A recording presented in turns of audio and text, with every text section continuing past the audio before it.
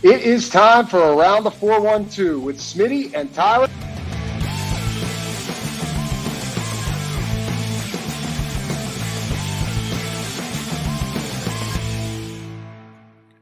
Welcome back to another episode of Around the 412. I am Tyler. With me, as always, is my co-host Smitty.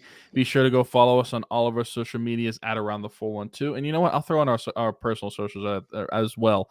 At Zachary Smith PGH, and I am at Weiler_Teeks33. Not as easy as his, but still, go follow us on each of those. And also, whether you're listening on a listening platform like Spotify or Apple Music, or whether you're watching on YouTube, we have some links in the description of each of these shows. We got a Facebook and an Etsy link for our friend Haley Wagner, small business, everything custom designs. Smitty threw up his social if you're watching on YouTube. But we have a link for everything custom designs. It's customized clothing by our friend Haley Wagner. So if you want to go check that out, you do that customized clothing for yourself, your kids, your family, your friends. If you have a gift coming up, I mean, we don't have any holidays in the near future. I know we've done a lot of holidays in the past. So there's Halloween, Thanksgiving, Christmas, but I mean, it's the holiday season, so we had to do it. And he threw up my social as well. So there you go. Our socials are on the screen. And honestly, actually in the scroll wheel. So if you're on YouTube, you can see all of our social medias at the same time. So yeah, go check that out and check out the links that we have in the description. Again, Facebook, Etsy link, everything custom designs. Yeah, this is the Penguins show, and there's been a lot that has happened in the world of the Pittsburgh Penguins since we last spoke. A total of 6 games, as a matter of fact. And the Penguins, though, you look at the month of December, they kind of got back in the mix here. Only had 3 games in the month of December where they didn't get at least 1 point. Sure, there were some overtime losses, but like really outside of that really ugly loss to Toronto, where they lost 7-0. Pretty successful month. Now, didn't necessarily gain a ton of ground when you look at it in the division in the wild card standings, because like the division's just been so strong this year and everything like that. But they jumped a lot of teams in the Atlantic in the wild card race. Still very much in the mix of things here. So they just got to keep taking care of business on their own end, and things will obviously even out. But yeah, a lot has happened. The one thing that I really want to touch on more than anything else, and don't get me wrong, we've touched on how well the goaltenders have played a lot, but man, Alex Nedeljkovic, we always talked about like having to ride the hot hand with this position, right? Such as goaltender. Is it time, you think, to start talking about Alex Nedeljkovic taking on more of the number one workload in front of Tristan Jarry? Oh, that's spicy, but it's valid. It's valid. He's been really good. I think that there is an argument now. Obviously, when you talk about this, you have to bring up like how much does a contract play into it, like because unworthily or not, like that's just going to happen. Like that's the reason that we always said like Jack Johnson is still playing because of a contract, and until Jeff Carter was a healthy scratch a little while ago, that's the reason we were like, well, he's just going to keep playing because of the contract. So obviously that would probably cause some complications, especially since you paid Tristan Jarry just this offseason to be your number one guy. But it's hard to argue that Nedeljkovic has not looked like, if not this on par with Tristan Jarry, if not better than Tristan Jarry this season. And he started in 10 games in those, but he's played in 12. But in those 10 games, he's got 12 games, he's got a 924 save percentage. And I don't know if you have his expected goals saved on hand, but I feel like there is an argument there to be made that if it, maybe not necessarily he needs to be the number one goaltender over Tristan Jarry, but maybe the start should be more 50-50 or getting closer to that line, at least in the near future, like in the next few weeks, to really see like whenever there's a larger sample size for both of these goalies and they have an even playing ground, which one is going to come out on top as far as like who is our guy moving forward. I'm pleasantly surprised because I feel like we are firmly, at least from what we've seen so far, getting the Carolina Nedeljkovic as opposed to the Detroit Nedeljkovic. Because bringing him in after what he did in Detroit is like, this could be like a serviceable backup, but not somebody that you'd really want to start in like a ton of games. But now you're talking about a guy that is outperforming your starting goalie at times, which is crazy to say because Tristan Jarry has 4 shutouts on the year. Yeah. But I think that there's at least an argument to be made that Nedeljkovic should be playing more. Maybe not necessarily taking over for Jarry as the number one starter, but maybe it should be closer to 50-50, 60-40 in terms of like starts shared between the two goalies, because he's making that argument for himself. Yeah, I mean, to your point about like how he felt coming into the season, I was like, man, are we even upgrading on Casey DeSmith right now going to Alex Nedeljkovic? Obviously, he had very good numbers in Carolina playing in what is possibly the best situation for goalies, or at least certainly was at the time. But then he went to possibly the worst in Detroit, and he didn't play very well. Obviously, he didn't have the best surrounding there either. So I didn't have like a good gauge of what he was. I thought he would probably be somewhere in the middle of those two. But man, it has really worked out for him here. And I guess the question is it only working out because of the type of workload that he's getting? Like, would he still look the exact same as he has when he's in there if you were putting him in there more often? That's something that you got to experiment with, I feel like, because that's the same question that we had with Tristan Jarry. Remember when Tristan Jarry was an all-star and he was splitting time with Matt Murray, and we were debating on whether he was going to be the starter moving forward, or who, like what we should do with the goalies.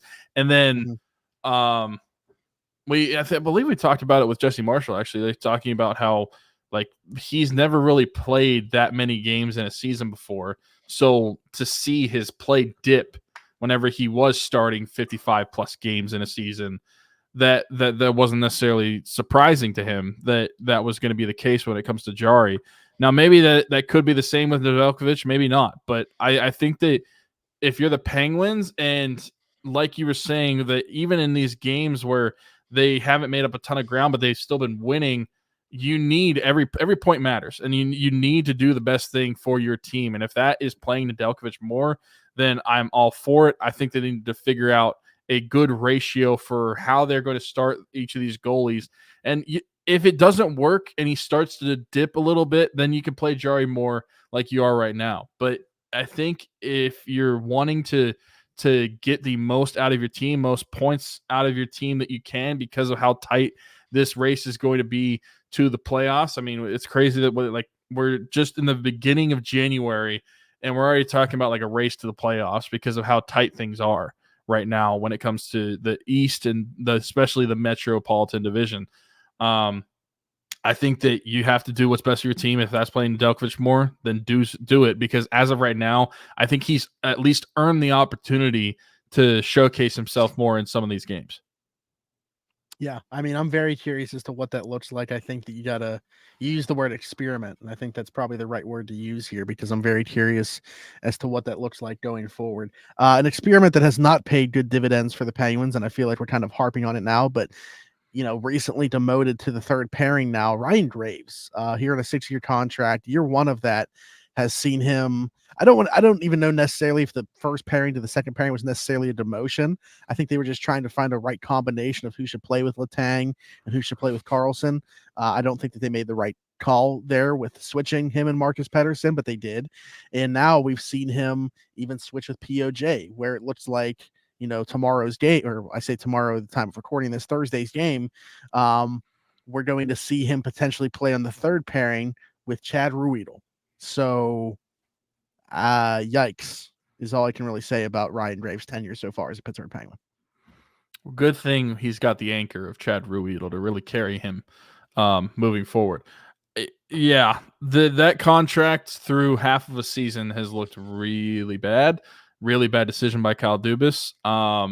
And I want to have hope. Like, I want to say, like, this guy could be a Sergei Gonchar, a Paul Martin, where his first season with the team, nobody's excited, doesn't look good at all, and then he turns out to be a serviceable defenseman, and in like Gonchar's case, a like franchise defenseman for this team. Obviously, I'm not expecting him to be a franchise defenseman, but I'm hoping that this contract doesn't end up being as bad as it is, and that's my sight of his overall contract. Like, I've basically given up on this season with Ryan Graves, and I want to see what he's going to look like in 2024. And maybe that's a terrible thing to say because we're like halfway through 2023, but yeah, being demoted to the third line and the play that he's had through like nearly 40 games of the season, I just don't think that it's going to be that much of a turnaround this season, if any.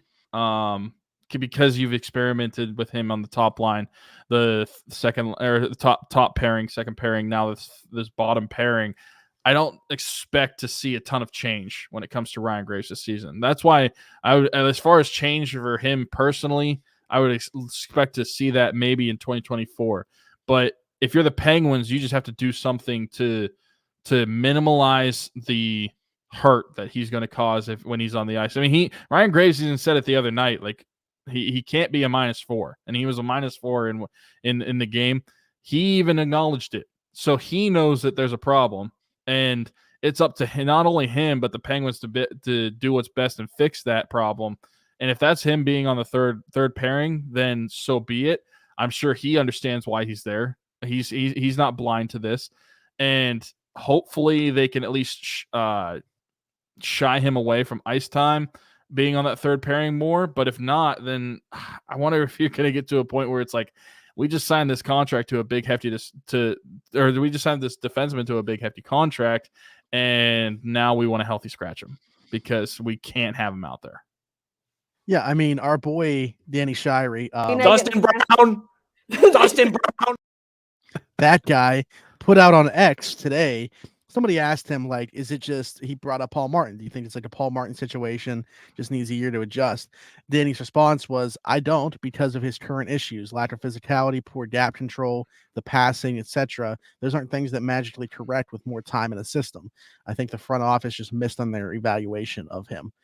Yeah, I mean, for sure, the lack of physicality is like really alarming, right? Like that's kind of what you thought you were bringing him in for, 6'5".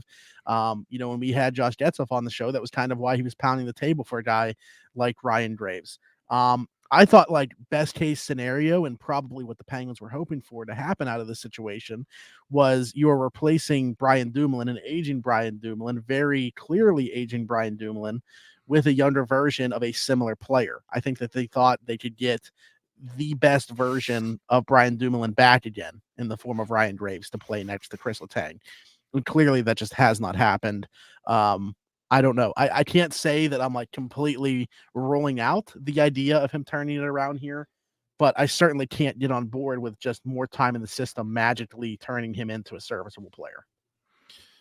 And that's the part that sucks too, right? And because you have this guy for 6 years on the books, what do you do after that point? I mean, obviously there's still half a season left to play and see how things go. But like, what do you do if you're the Penguins in that scenario where you just sign this guy to a 6-year deal and he blows chunks? Yeah. That's the thing. We're not talking about, like a 1 or 2 year deal here that they can easily move off of or something like that. This is, I don't want to bring up the name, but like, is it that much different right now than Jack Johnson? I mean, he scored the same amount of goals as him. So at least from an offensive standpoint, they're exactly the same. Yeah, I would be curious to see what the defensive metrics look like. Not just the plus minus, but like the actual underlying numbers here, because I don't know. There was a lot of things that were concerning about Graves' game, even in New Jersey, which scared a lot of people off from this type of contract, even though he was probably going to get it. I don't know. What? I just was curious what it would be if you bought out his contract after this season. Oh my gosh, you do not want to do that. You want to attach something good with him and get him out of here if you want to get rid of him. Don't buy out this one, because this is going to be way worse than the Jack Johnson one. If you buy out Ryan Graves' contract right now, or not right now, but after the 2023 season, 2023, 2024, his cap hit for next season will be $1.75 million.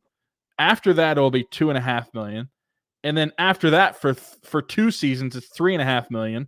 And then in 28, 29, it'll be $3.75 million. And then it's $750,000 for 5 years after that. You will not stop paying Ryan Graves until after the 2034 season. Smitty and I will be turning 39 years old. I'm currently 28. Still be doing this show, by the way. What year of Rock Around the 412 will that be? That will be, let's see. Would you say 2034? 2034, so like So you're it'll be like year 17. Yeah. Crazy. You're 17 of man. Rock Around the 412. The Penguins will still be making a donation to Ryan Graves. Mm-hmm. When they could be making it to us, but they had to buy out Ryan Graves. Yeah, we could use that 750,000. Actually, honestly, if they donated 750,000, I wouldn't. What know are we to do doing with it? Yeah. I wouldn't know what to do with it. How much does it cost to build a building? I don't know.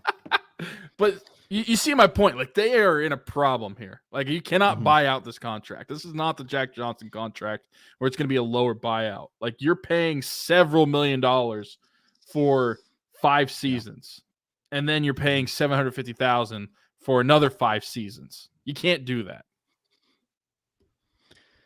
Yeah, you can't. Why did Kyle Dubas have to make a Hextall mistake in year 1?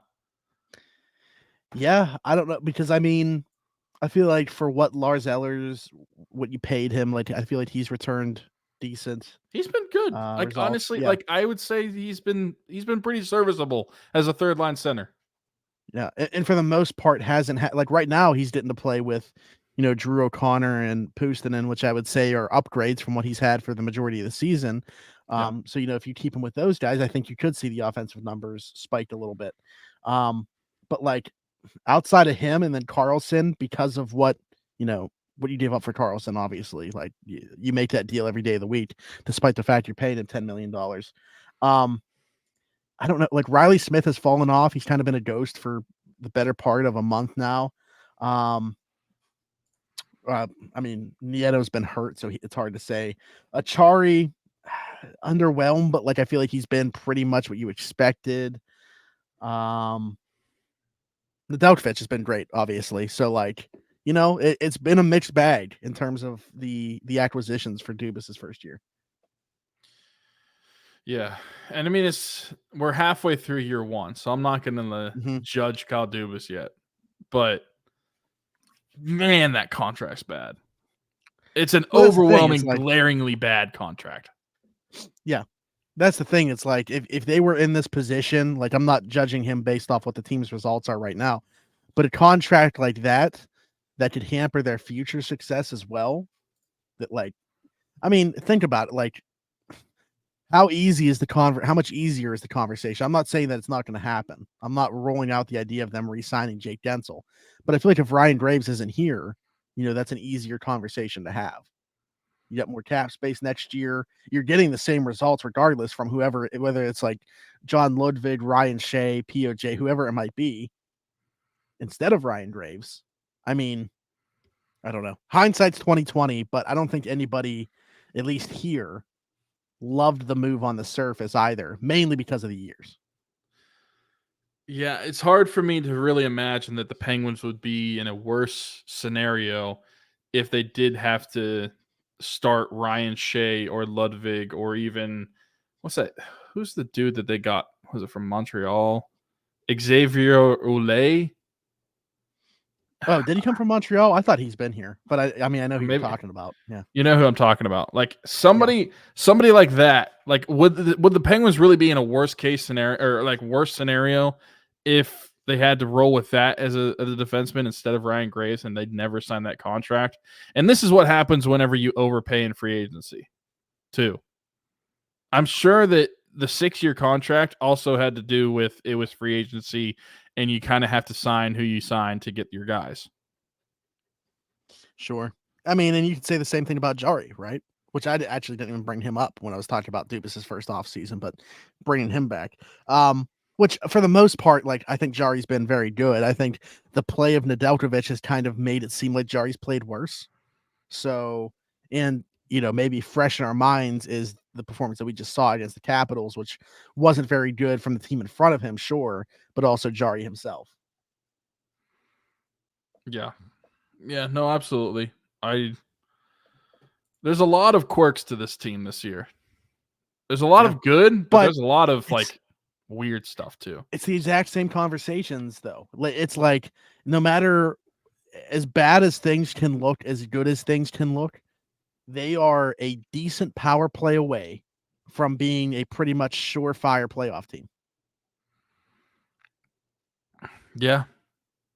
Yeah. Which Regardless of all they the other elements. they've at least scored more consistently on the power play than they were. Mm-hmm. It's still not a great power play. But it's again a situation. Yes, I know they dug themselves into a 4-0 hole, had to score 3 unanswered, couldn't come all the way back. But if they get just one power play goal in that game, they at least get a point. And there's several games this season that have been that case. Like how many one goal games, shootout loss or overtime loss that if they, or even like 1 goal loss in regulation, or if they had an empty net or whatever, you know what I'm trying to say, everybody that's listening to this, how many of those games do you have where if you would have scored at least 1 power play goal that you would at least gotten a point, if not 2? So yeah, no, everything you're saying makes sense. The Senators game 2 days before Christmas. They lose by 1. They lost in overtime, so they still got a point out of it. 1 for 7 on the power play. Oh, man. That's bad. Yeah. That's so bad. Yep. Do you have anything else about the current status of the Pittsburgh Penguins? Before we record next, they will have for sure played against Boston and against Buffalo.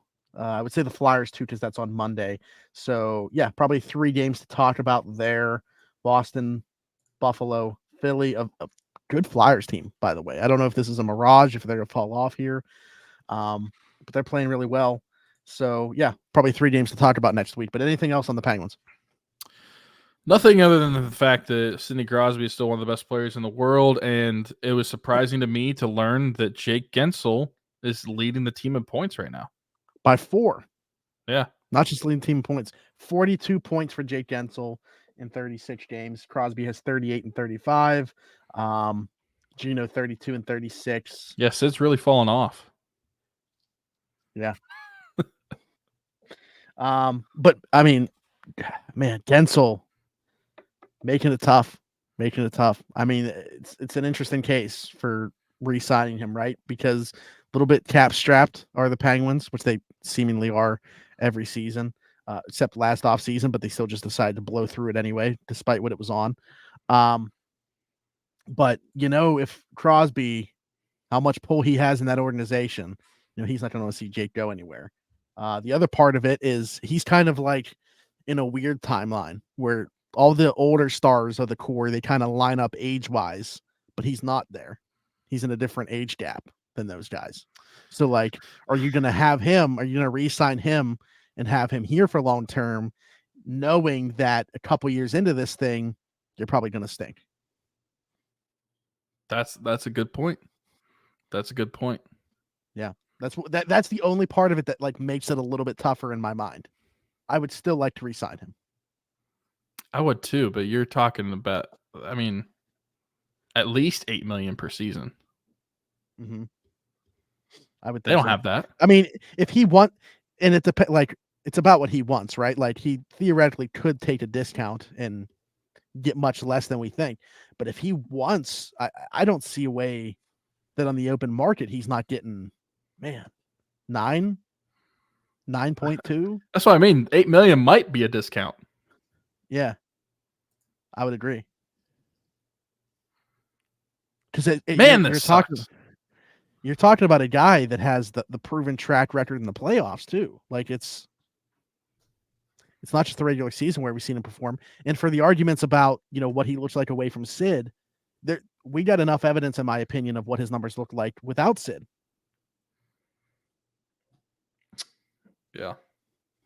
He's a point per game player in the playoffs. Yep.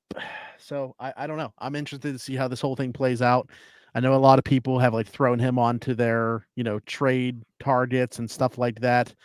See, I have a hard time believing that. Like, I guess if the Penguins are really out of it, but as long as they're still in the mix, I mean, they would have to lose a ton over the next month. Yeah, you don't commit to this core in the way that they have to then trade guys at the deadline. Like I'm talking like you got to be at least what 15 plus point, like near the trade, like a week from the trade deadline. If you're 15 plus points away from making the playoffs, then you probably look at like selling stuff off. But like if I you're would still say if you're still within like 10 points or even closer, then you can't do Mhm. that. I would say that like there's a better shot of Riley Smith getting traded than Jake Gensel. Well, Ryan Graves. I mean, I wish, but that contract ain't going anywhere. Riley Smith, who has the rest of this year and then next year under contract, I think that would be one that I could see, depending where the Penguins are at. What sucks too is like the Ryan Graves one is going to be so much harder to get rid of than Mikhail Granlund because it's 5 years after this. Yeah, you're right. Mikhail Granlund was only this year, wasn't it? Or was it another 2 after this? Or like this year and next year? Regardless, it's still way easier to get rid of that one. Yeah. No doubt. It was a 4-year contract when he signed it. He is a free agent after next season. After next season. Still. Yeah. They're boned. Yeah. They're stuck with him. Oh well. Yep. They've been winning games though, so. Yeah, it's more of a long-term thing. Like I think for now you can find a way to like shelter him on the third pairing and stuff, but that's just sad to see in a guy in year 1 of a 6-year deal that you're committing so much to. So we will see how it continues to play out. We'll talk about how it's played out over the next 3 games when we come back next time. Everything Custom Designs. I forget the name of Haley. I'm not going to lie to you. I literally just had like blank and forgot the name of your small business. Everything Custom Designs in the links or the description of this show. Facebook link, Etsy link. Both of those are in the description. T-shirts, hoodies, not hats, everything but hats, Custom Designs. You know what? Yeah. You know what? I don't feel bad about forgetting the name of your small business for a second. Make some hats, and I can guarantee I won't forget it again. How about that? Oh, so aggressive. But no, I have some of her shirts. Tyler's mom also has shirts from her as well. You'll see all of her work on her Facebook or Etsy. So go check that out. Get something from her. We were pushing for the holidays, obviously October, November, December. There's a major holiday in each one of those. I guess maybe like for Valentine's Day or something like that. You can get something, I don't know, early Easter this year because it's in March. So yeah, I believe the last Sunday in March. So I don't know, maybe figure out something for that as well, but every day where you can just get as well. For Tyler, for Smitty, this has been the Around the 412 Penguins show. Like, subscribe, hit the notification bell, and we'll see you guys next week. Bye-bye.